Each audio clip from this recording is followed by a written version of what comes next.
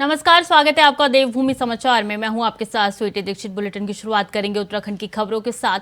भराड़ीसैंण विधानसभा भवन में बजट सत्र की शुरुआत राज्यपाल के अभिभाषण के साथ हुई। राज्यपाल लेजे गुरमीत सिंह ने कहा है कि आज का दिन अलग है क्योंकि आज पहाड़ों पर स्थित भराड़ीसैंण से राज्य के बजट सत्र की शुरुआत हुई है, जो अपने आप में राज्य की जनता को गौरवान्वित करने वाला पल है।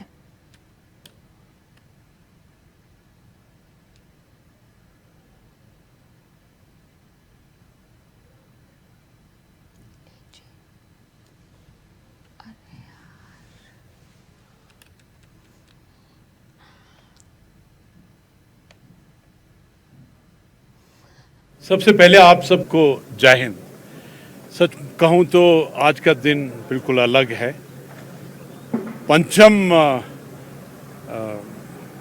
विधानसभा सत्र 2023 और उसका प्रथम सत्र और उसका शुभारंभ और राज्यपाल का भी भाषण मेरे लिए तो बहुत सौभाग्य का दिन है।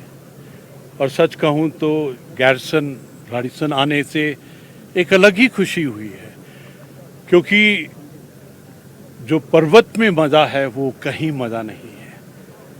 जब आप विधानसभा की बिल्डिंग के सेंटर में जाते हैं तो जिस भव्यता से ये बनाई गई है, जिस विशालता से बनाई गई है, गर्व होता है कि हमारे उत्तराखंड की जो बिल्डिंग है, जो स्ट्रक्चर है, इस प्रकार से बनाए गए हैं।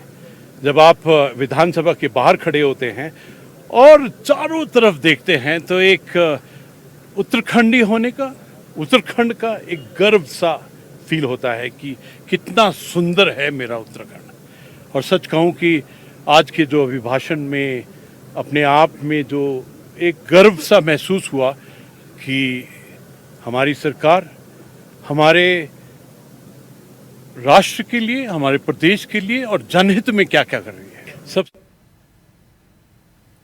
और बजट सत्र के पहले दिन 7 विधायक रहे अनुपस्थित। कांग्रेस के 4 विधायक और बीजेपी के 3 विधायक अनुपस्थित रहे। 13 मार्च से 18 मार्च तक चलेगा उत्तराखंड का बजट सत्र। जानकारी दे रहे हैं आपको उत्तराखंड से कि जहां पे 7 विधायक अनुपस्थित रहे, कांग्रेस के 4 विधायक तो वहीं बीजेपी के 3 विधायक अनुपस्थित रहे। बड़ी जानकारी दे रहे हैं, आज से बजट सत्र की शुरुआत हो गई। ऐसे में पहले दिन ही 7 विधायक अनुपस्थित रहे, 4 कांग्रेस के दल से तो वहीं 3 बीजेपी के पार्टी से विधायक जो थे अनुपस्थित रहे। बता दें कि आपको 13 मार्च से 18 मार्च तक बजट सत्र शुरू होने वाला है और आज से शुरुआत हो चुकी है। ये 13 से 18 मार्च तक चलेगा और 15 मार्च को बजट पेश किया जाएगा। तो बड़ी जानकारी दे रहे हैं, 7 विधायक अनुपस्थित रहे, 4 कांग्रेस की तरफ से तो 3 बीजेपी की तरफ से।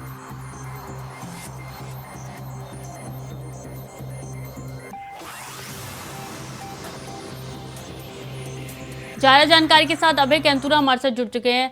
अभी देखिए, आज से पहले दिन की शुरुआत थी बजट सत्र की और पहले ही दिन 7 विधायक अनुपस्थित रहे।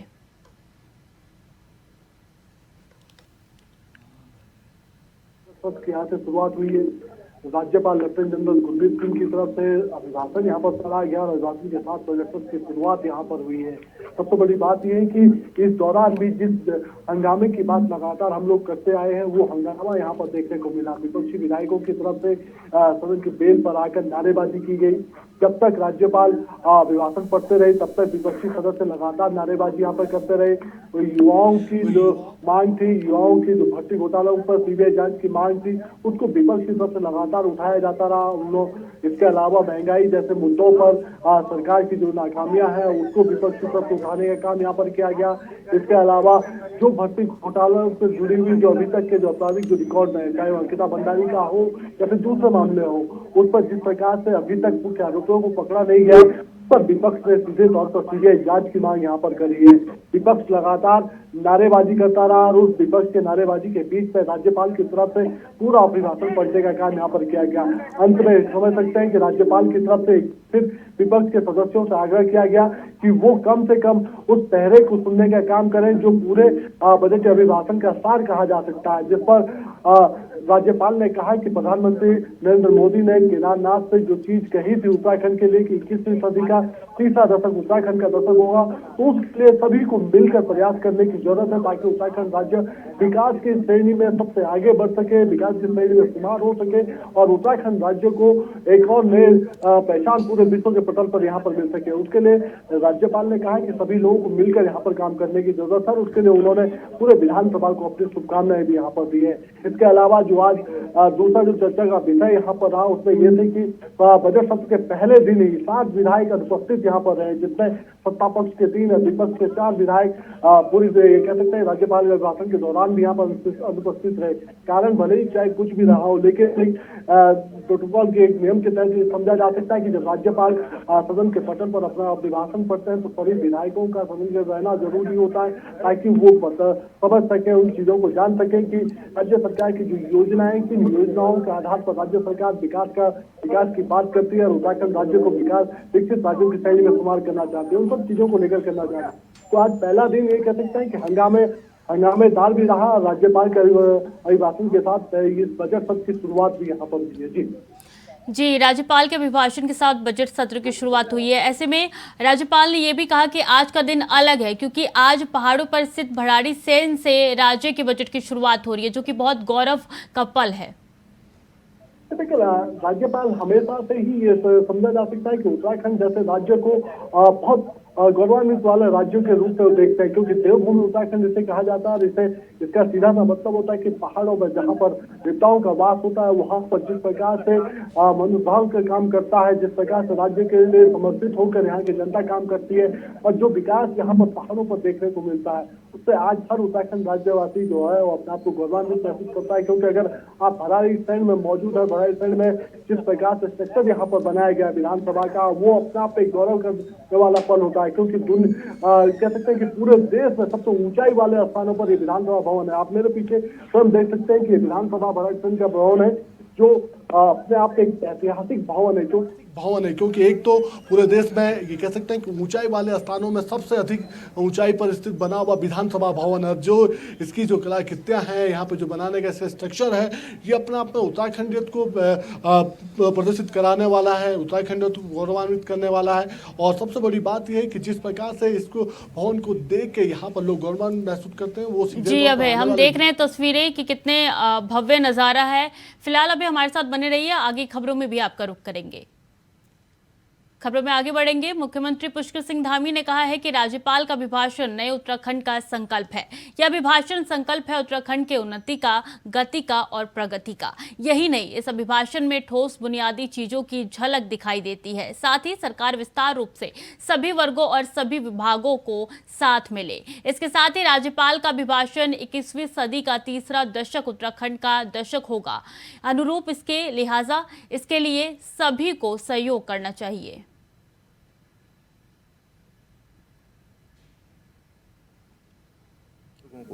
कि ये जो अभिभाषण है महामहिम राज्यपाल जी का, ये संकल्प है नए उत्तराखंड का। ये संकल्प है उत्तराखंड की उन्नति का, संकल्प है उत्तराखंड की गति का, संकल्प है उत्तराखंड की प्रगति का। और इस अभिभाषण में एक ठोस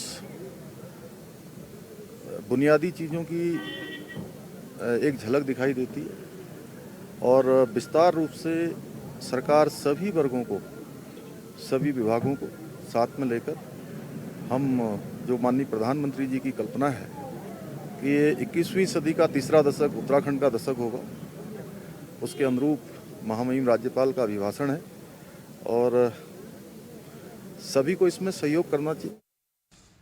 खबरों में आगे बढ़ेंगे। उत्तराखंड सरकार बजट को लेकर पूरी तरीके से मुस्तैद दिखाई दे रही है। मुख्यमंत्री पुष्कर सिंह धामी ने बताया कि इस बार बजट में नवाचार और उद्यमियों को बढ़ावा देने के लिए सरकार बजट में तमाम चीजें लेकर आ रही है, जिससे राज्य में स्वरोजगार के अवसर भी मिलेंगे और उद्योगों को विकास भी होगा। साथ ही उन्होंने कहा है कि इस बार का बजट कई बड़ी सौगातें लेकर आएगा, जिससे लोगों को सीधे तौर पर लाभ मिल सकेगा। इसी खबर पर अभी कैंतुरा हमारे साथ लगातार जुड़े हुए हैं। अभी देखिए कि इनकी तरफ से कहना है, सीएम की तरफ से कहना है कि ये जो बजट है ये काफी लाभदायक होगा और उद्यमियों को जो है इसमें बड़ा लाभ मिलेगा। देखिए, धामी सरकार का जो बजट शुरू हो रहा है, इस बजट सत्र में जो सरकार की तरफ से जो बजट पेश किया जाएगा, राज्य के लिए बड़ा ऐतिहासिक बजट इसे कहा जा सकता है, क्योंकि सरकार की तरफ से दावा किया जा रहा है कि इस बजट में युवाओं के लिए रोजगार सृजन के अवसर प्रदान होंगे, महिलाओं की उन्नति के जो रास्ते हैं वो यहाँ पर और खुलते हुए नजर आएंगे, महिला शक्ति और मजबूत यहाँ पर हो सके, उनकी आर्थिकी और मजबूत यहाँ पर हो सके, उसके लिए सरकार यहाँ पर काम करेगी। नवाचार के यानी नए अवस्थापना विकास के स्ट्रक्चर के लिए, उसके निर्माण के लिए यहाँ पर सरकार की तरफ से बजट का प्रावधान यहाँ पर किया जाएगा, ताकि उत्तराखंड राज्य विकास के पथ पर आगे बढ़ सके। और ये समझा जा सकता है कि सरकार इस बजट को लेकर बहुत सारी उम्मीदें लगाए बैठी है। राज्य की जनता को भी धामी सरकार के इस बजट से बहुत उम्मीद है, क्योंकि उनके युवाओं के लिए इसमें रोजगार के अवसर होंगे, साथ ही जो विकास का जो योजनाएं होंगी, उन योजनाओं के लिए सरकार की तरफ से बजट का द्वार खोलने का काम यहाँ पर किया जाएगा और उत्तराखंड राज्य एक बार फिर प्रगति के पथ पर आगे बढ़ता हुआ नजर आएगा। धामी सरकार हो या फिर कैबिनेट मंत्री हो या फिर विधायक हो, सभी को इस बजट से उम्मीद है और हम भी यही कोशिश कर सकते हैं, यही उम्मीद यहाँ पर लगाए बैठे हैं कि जो भराड़ीसैंण में सरकार की तरफ से 15 मार्च को यहाँ पर अपना बजट पेश किया जाएगा, जो सदन के पटल पर बजट रखने का काम किया जाएगा, वो राज्य की उन्नति वाला बजट होगा, राज्य के विकास के लिए समर्पित वाला बजट कहा जा सकता है। जी बिल्कुल, ये बजट राज्य की उन्नति वाला बजट होगा, ये भी सीएम की तरफ से कहा गया है। फिलहाल हमारे साथ बने रहिए, अगली खबर में भी आपका रुख करेंगे। खबरों में आगे बढ़ेंगे। भराड़ीसैंण कांग्रेस पार्टी की तरफ से विधानसभा सत्र के पहले दिन आयोजित विधानसभा घेराव के तहत कांग्रेस कार्यकर्ताओं को जलचट्टी में कांग्रेस को रोके जाने पर पुलिस और कांग्रेस कार्यकर्ताओं के बीच तीखी नोकझोंक हुई। कांग्रेस प्रदेश अध्यक्ष करण महारा ने कहा है कि पुलिस के आड़ में प्रदेश सरकार लोगों की आवाज दबाना चाहती है। विधानसभा घेराव करने का कार्यक्रम था, पुलिस ने बुरी तरीके से 10 से 15 जगह हमारे लोगों को रोका है। सिमली में लोगों को रोक दिया, यहाँ बोला कि यहाँ सबको मिलने देंगे, यहाँ भी हमको 3 हिस्सों में बांट दिया है। कुछ लोगों को महल चौरी रोक दिया, कुछ लोगों को उससे आगे रोक दिया, कुछ लोग यहाँ पहुंचे। मतलब पुलिस की मदद से सरकार आंदोलन तक नहीं होने देना चाहती। सरकार चाहती है कोई आवाज ही ना उठे। भर्ती घोटाले के खिलाफ कोई कुछ ना बोले, अंकिता के वीआईपी के खिलाफ कोई कुछ ना बोले, किसानों के मुद्दों में कोई ना बोले, गन्ना किसानों के पुराने भुगतान के बारे में बातचीत ना हो, और ना तो माफियाओं के खिलाफ कोई बोल सके। भू माफिया इनके चल रहे हैं, इनके खनन माफिया चल रहे हैं, इन सारे विषयों को हम उठाना चाहते हैं। अडानी के हाथों पूरा देश बेच दिया इन्होंने। उस सब का विरोध करने कांग्रेस आई थी, लेकिन कांग्रेस के लोगों को जगह जगह पुलिस की मदद से सरकार रोक रही है और प्रशासन डंडे के हिसाब से चलना चाह रहा है। इस देश में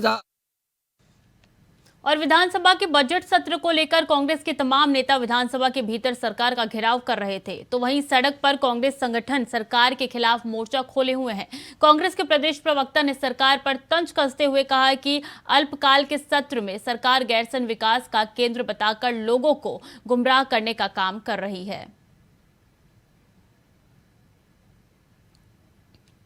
सरकार का ट्रैक रिकॉर्ड देख करके तो नहीं लगता है कि बजट सत्र को सरकार गंभीरता से लेगी और विपक्ष के विधायकों को सवाल उठाने का पूरा मौका देगी, या विपक्ष के विधायकों को धैर्य के साथ सुनेगी और राज्य के जो ज्वलंत मुद्दे हैं उस पर सरकार कोई एक्शन लेगी। क्योंकि पिछली बार भी जब शीतकालीन सत्र देहरादून में सरकार ने आयोजित किया था, 1 सप्ताह का सत्र आयोजित किया और 2 दिन में ही सरकार पैकअप करके बुरिया बिस्तर बांध के चली गई थी। तो सरकार की गंभीरता पर सवाल है, लेकिन क्योंकि आज से विधानसभा का बजट सत्र गैरसैंण में आयोजित हो रहा है और परसों 15 तारीख को सरकार ने बजट लाने की बात कही है, देखते हैं सरकार कितनी गंभीरता से राज्य के ज्वलंत मुद्दों पर आगे बढ़ती है और विपक्ष को सुनती है। लोकतांत्रिक व्यवस्था में सरकार। इसी खबर पर ज्यादा जानकारी के साथ अभय कैंतुरा हमारे साथ जुड़ चुके हैं। अभय, देखिए, ये लगातार विकास का केंद्र बताकर गुमराह किया जा रहा है, ये कांग्रेस की तरफ से आरोप लग रहे हैं सरकार पर। देखिए, कांग्रेस विपक्षी पार्टी के रूप में यहाँ पर मुख्य भूमिका निभाती हुई नजर आ रही है और जिस प्रकार से कांग्रेस के आक्रामक तेवर देखने को मिल रहे हैं, तो उससे समझा जा सकता है कि संख्या बल में भले ही विधानसभा के भीतर कांग्रेस कम नजर आती हो, लेकिन आक्रामक रुख के हिसाब से सरकार को घेरने के लिए मजबूत रणनीति के साथ विपक्ष उतरती हुई नजर आ रही है। सदन के भीतर हंगामे विधायक यहाँ पे कर रहे हैं, सरकार को घेरने का वो काम कर रहे हैं, और इसके अलावा सदन के बाहर सड़कों पर कांग्रेस के जो कार्यकर्ता हैं वो सरकार को घेरने की काम यहाँ पर कर रहे हैं। लगातार सरकार की तरफ से यही प्रयास यहाँ पर किए जा रहे हैं कि जो राज्य में विकास की योजना है उन योजनाओं को आगे बढ़ाया जा सके, लेकिन विपक्ष की तरफ से आरोप लगाने का काम सीधे तौर पर यहाँ पर किया जा रहा है। और आज ये कह सकते हैं कि कांग्रेस पार्टी ने साफ तौर पर गैरसैंण चलो का एक नारा यहाँ पर दिया था। बेरोजगारों को जो भर्ती घोटाले अभी तक हुए हैं, भर्तियों में जो बातचीत हुई है, उनको लेकर यहाँ पर कांग्रेस पुलिस की तरफ से विधानसभा घेराव करने का काम यहाँ पर किया गया था। देश में चाहे वो महंगाई का मुद्दा हो, अडानी जैसे मामले हो, उन सभी मामलों पर लगातार कांग्रेस पार्टी सरकार को घेरने का काम यहाँ पर करती रही है। और आज विधानसभा भराड़ीसैंण में विधानसभा घेराव के लिए जब कांग्रेस पार्टी के कार्यकर्ता यहाँ पर पहुंचे थे तो उन्हें अलग अलग जगहों पर रोकने का काम यहाँ पर किया गया।